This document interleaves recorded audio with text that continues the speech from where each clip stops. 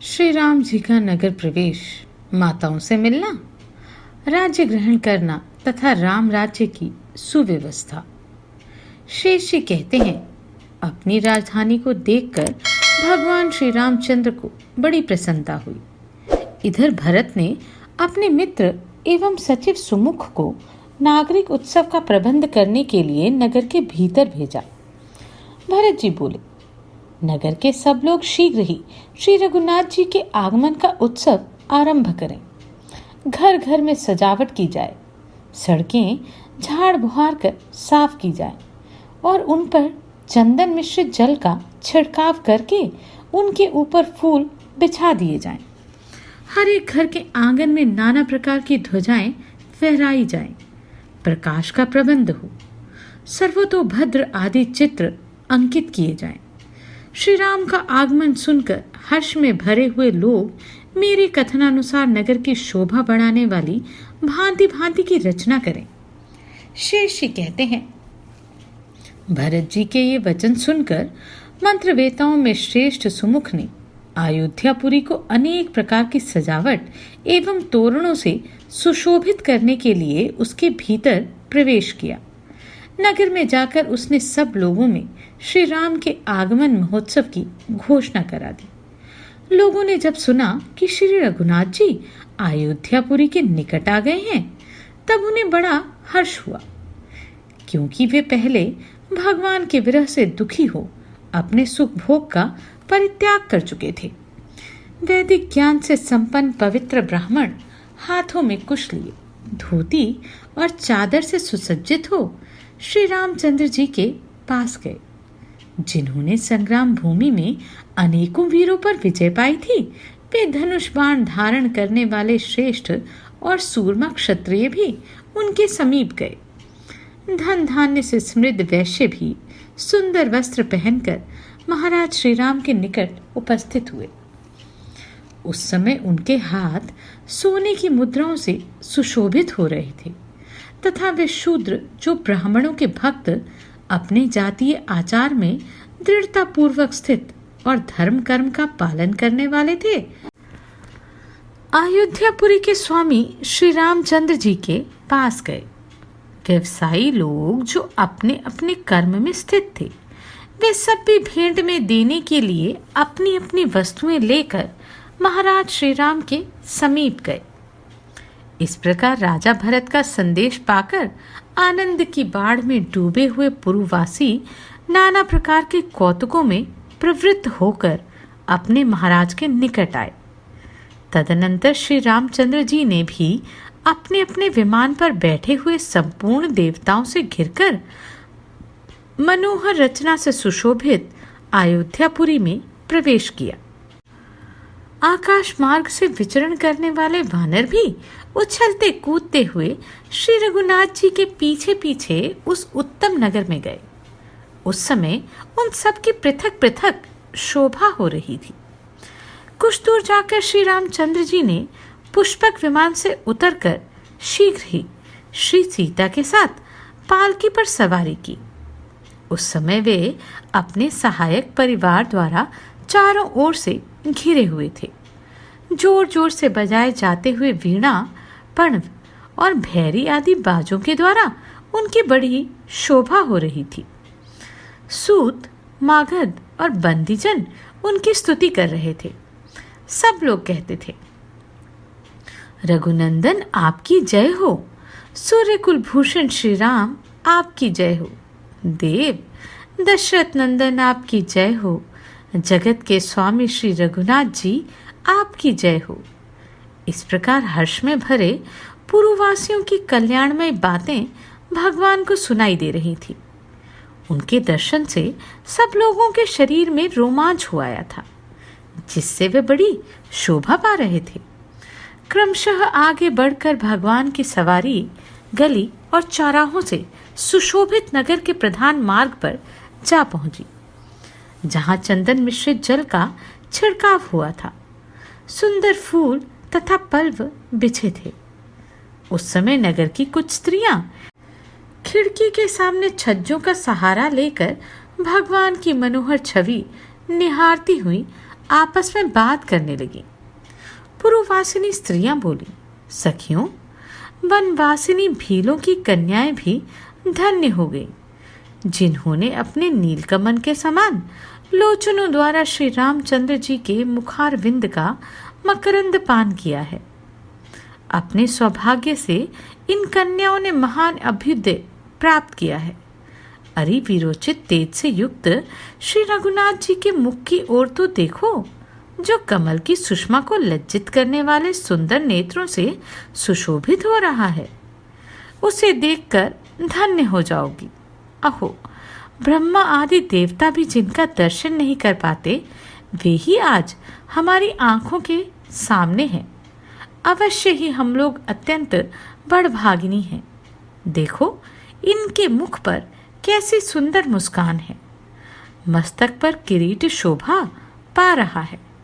ये लाल लाल ऊंट बंदूक पुष्प की अरुण प्रभा को अपनी शोभा से तिरस्कृत कर रहा है तथा इनकी ऊंची नासिका मनोहर जान पड़ती है। इस प्रकार अधिक प्रेम के कारण उपर्युक्त बातें करने वाली अवधपुरी की रमणीय भगवान के दर्शन पर प्रसन्न होने लगी। तदनंतर जिनका प्रेम बहुत बड़ा हुआ था, उन पुरुवासी मनुष्यों को अपने दृष्टिपात से संतुष्ट करके संपूर्ण जगत को मर्यादा का पाठ पढ़ाने वाले श्री रघुनाथ जी ने माता के भवन में जाने का विचार किया। वे राजाओं के राजा तथा अच्छी नीति का पालन करने वाले थे, अतः पालकी पर बैठे हुए ही सबसे पहले अपनी माता कैकेयी के घर गए। कैकेयी लज्जा के भार से दबी हुई थी, अतः श्री रामचंद्र जी को सामने देखकर भी वह कुछ न बोली। बारंबार गहरी चिंता में डूबने लगी। सूर्यवंश की पताका फहराने वाले श्री राम ने माता को लज्जित देखकर उसे विनय युक्त वचनों द्वारा सांत्वना देते हुए कहा, माँ, मैंने वन में जाकर तुम्हारी आज्ञा का पूर्ण रूप से पालन किया है। अब बताओ, तुम्हारी आज्ञा से इस समय कौन सा कार्य करूं? श्री राम की यह बात सुनकर भी कैकेयी अपने मुंह को ऊपर ना उठा सकी। वह धीरे धीरे बोली, बेटा राम, तुम निष्पाप हो। अब तुम अपने महल में जाओ। माता का ये वचन सुनकर कृपा निधान श्री रामचंद्र जी ने उन्हें नमस्कार किया और वहां से सुमित्रा के भवन में गए। सुमित्रा का हृदय बड़ा उदार था। उन्होंने अपने पुत्र लक्ष्मण सहित श्री रामचंद्र जी को उपस्थित देख आशीर्वाद देते हुए कहा, बेटा, तुम चिरंजीवी हो। श्री रामचंद्र जी ने माता सुमित्रा के चरणों में प्रणाम करके बारंबार प्रसन्नता प्रकट करते हुए कहा, माँ, लक्ष्मण जैसे पुत्र रत्न को जन्म देने के कारण तुम रत्न गर्भा हो।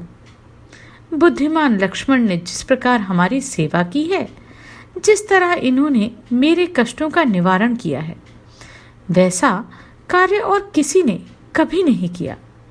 रावण ने सीता को हर लिया, उसके बाद मैंने पुनः जो इन्हें प्राप्त किया है वह सब कुछ लक्ष्मण का ही पराक्रम समझो।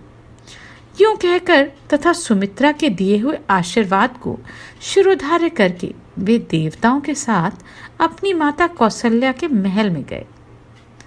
माता को अपने दर्शन के लिए उत्कंठित तथा हर्षमग्न देख भगवान श्री राम तुरंत ही पालकी से उतर पड़े और निकट पहुंचकर अपनी माता के चरणों को पकड़ लिया।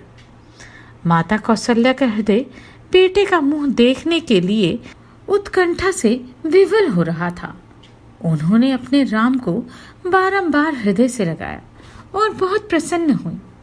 उनके शरीर में रोमांच हो आया, वाणी गदगद हो गई और नेत्रों से आनंद के आंसू प्रवाहित होकर चरणों को भिगोने लगे। विनयशील रघुनाथ जी ने देखा कि माता अत्यंत दुर्बल हो गई हैं। मुझे देखकर ही इन्हें कुछ कुछ हर्ष हुआ है। उनकी इस अवस्था पर दृष्टिपात करके उन्होंने कहा, माँ, मैंने बहुत दिनों तक तुम्हारे चरणों की सेवा नहीं की है। निश्चय ही मैं बड़ा भाग्यहीन हूँ। तुम मेरे इस अपराध को क्षमा करना। जो पुत्र अपने माता पिता की सेवा के लिए उत्सुक नहीं रहते, उन्हें रजवीर से उत्पन्न हुआ कीड़ा ही समझना चाहिए। क्या करूं? पिताजी की आज्ञा से मैं दंडकारण्य में चला गया। वहां से रावण सीता को हरकर लंका में ले गया था, किंतु तुम्हारी कृपा से उस राक्षस राज को मारकर मैंने पुनः इन्हें प्राप्त किया है। ये पतिव्रता सीता भी तुम्हारे चरणों में पड़ी हैं। इनका चित्त सदा तुम्हारे इन चरणों में ही लगा रहता है।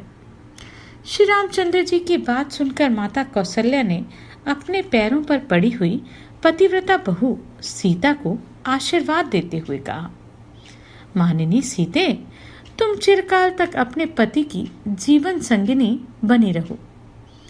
मेरी पवित्र स्वभाव वाली बहू, तुम 2 पुत्रों की जननी होकर अपने इस कुल को पवित्र करो। बेटी, सुख दुख में पति का साथ देने वाली तुम्हारी जैसी पतिव्रता स्त्रियां तीनों लोकों में कहीं भी दुख की भागिनी नहीं होंगी। यह सर्वथा सत्य है। विधेय कुमारी, तुमने महात्मा राम के चरण कमलों का अनुसरण करके अपने ही द्वारा अपने कुल को पवित्र कर दिया। सुंदर नेत्रों वाली श्री रघुनाथ जी की पत्नी सीता से यूं कहकर माता कौशल्या चुप हो गई। हर्ष के कारण पुनः उनका सर्वांग पुलकित हो गया। तदनंतर श्री रामचंद्र जी के भाई भरत ने उन्हें पिताजी का दिया हुआ अपना महान राज्य निवेदन कर दिया। इससे मंत्रियों को बड़ी प्रसन्नता हुई। उन्होंने मंत्र के जानने वाले ज्योतिषियों को बुलाकर राज्याभिषेक का मुहूर्त पूछा और उद्योग करके उनके बताए हुए उत्तम नक्षत्र से युक्त अच्छे दिन को शुभ मुहूर्त में बड़े हर्ष के साथ राजा श्री रामचंद्र जी का अभिषेक किया।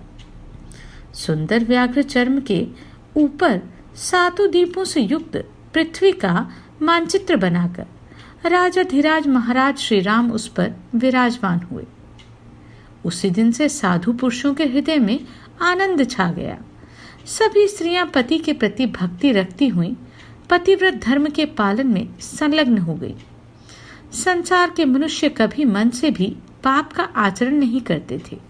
देवता, दैत्य, नाग, यक्ष, असुर तथा बड़े बड़े सर्प, ये सभी न्याय मार्ग पर स्थित होकर श्री रामचंद्र जी की आज्ञा को शिरोधार्य करके आगे चलने लगे।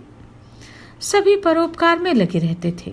सबको अपने धर्म के अनुष्ठान में ही सुख और संतोष की प्राप्ति होती थी।